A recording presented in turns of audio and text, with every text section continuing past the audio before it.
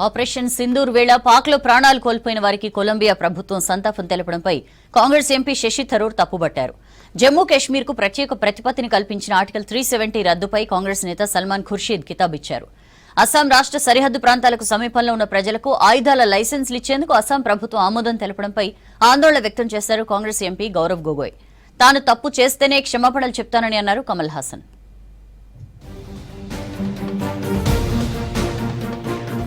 పాకిస్తాన్లో ఉగ్రవాద శిబిరాలే లక్ష్యంగా భారత్ దాడులు నిర్వహించిందన్నారు ఎంపీ శశి థరూర్. ఆపరేషన్ సింధూర్ అవుట్రీట్లో భాగంగా కొలంబియాలో పర్యటించిన ఎంపీల డెలిగేట్స్ టీం బొగాటాలో ఆ దేశ ప్రభుత్వాధినేతలతో భేటీ అయ్యారు. భారత్కు యుద్ధంపై ఆసక్తి లేదన్న శశి థరూర్ ఉగ్రదాడులకు ప్రతీకారంగానే భారత్ స్పందించిందన్నారు. ఆపరేషన్ సింధూర్ సమయంలో పాక్లో ప్రాణాలు కోల్పోయిన వారికి కొలంబియా ప్రభుత్వం సంతాపం తెలపడంపై శశి థరూర్ అసహనం వ్యక్తం చేశారు. Take steps to dismantle the terror infrastructure in your country. Take steps to prosecute and arrest those people who have been identified with specific terror attacks. So I will say to you that if Pakistan were to change its colors, if it were to deliberately now start taking action against known terrorists, Pak Seemandhra ఉగ్రవాదాన్ని ప్రపంచానికి చాటేలా operation Sindoor outreach tour కొనసాగుతోందన్నారు విదేశాంగ మాజీ మంత్రి కాంగ్రెస్ నేత సల్మాన్ ఖుర్షీద్. ఇండోనేషియాలో పర్యటించిన భారత్ ఎంపీల డెలిగేట్స్ టీంలో ఖుర్షీద్ తన అనుభవాలను తెలిపారు. పాక్తో శాంతి చర్చలు జరగాలంటే ముందుగా ఉగ్రవాదానికి సహాయ సహకారాలు నిలిపివేయాలని భారత్ డిమాండ్ చేస్తోందన్నారు. Commitment of Pakistan to peace is clear, that their support for terrorism is cogently shown to have stopped, and only then can there be a conversation with Pakistan, and that includes the treaty, water treaty, Indus Waters Treaty being put in abeyance, that even on that issue the further talks can only happen. Assam రాష్ట్ర సరిహద్దు ప్రాంతాలకు సమీపంలో ఉన్న ప్రజలకు ఆయుధాల లైసెన్సులు ఇచ్చేందుకు అస్సాం ప్రభుత్వం ఆమోదం తెలపడంపై ఆందోళన వ్యక్తం చేశారు కాంగ్రెస్ ఎంపీ గౌరవ్ గొగోయ్. అస్సాం ప్రజలకు తుపాకుల లైసెన్సులు ఇవ్వటం కాదని వారికి నీరు, ఉపాధి, విద్య, వైద్య సౌకర్యాలను అందించాలని డిమాండ్ చేశారు గొగోయ్. असम के लोगों को पानी, नौकरी, शिक्षा और चिकित्सा चाहिए, ना कि बंदूक.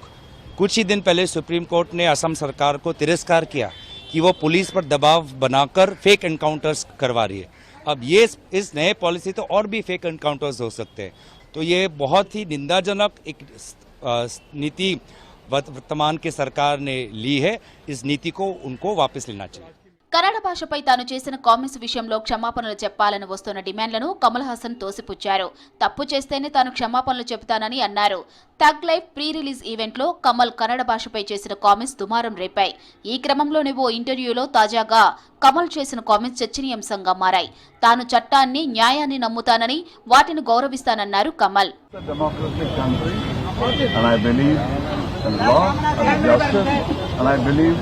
Always love will triumph, and my love for Karnataka is true. My love for Andhra is true.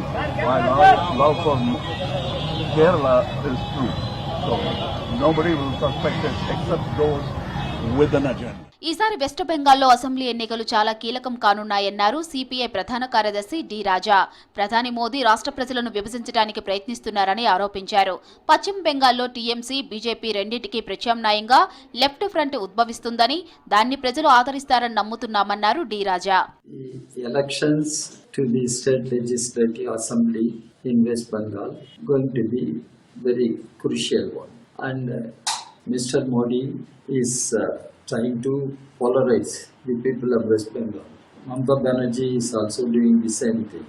The policies pursued by Madam Mamata Banerjee. ప్రధాని మోదీ ఆపరేషన్ సింధూరును రాజకీయం చేస్తున్నారని విమర్శించారు ఉద్ధవ్ ఠాక్రే వర్గం నేత సంజయ్ రౌత్. భారత సైనికులు నిర్వహించిన సైనిక ఆపరేషన్కు అనవసర క్రెడిట్ మోదీ తీసుకుంటున్నారని ఆరోపించారు. పహల్గాం దాడి చేసిన 6 ఉగ్రవాదులు పరారీలో ఉన్నారని, ఇప్పటికీ వారిని పట్టుకోలేదని, త్వరలోనే వారు బీజేపీలో చేరవచ్చంటూ వివాదాస్పద వ్యాఖ్యలు చేశారు సంజయ్ రౌత్.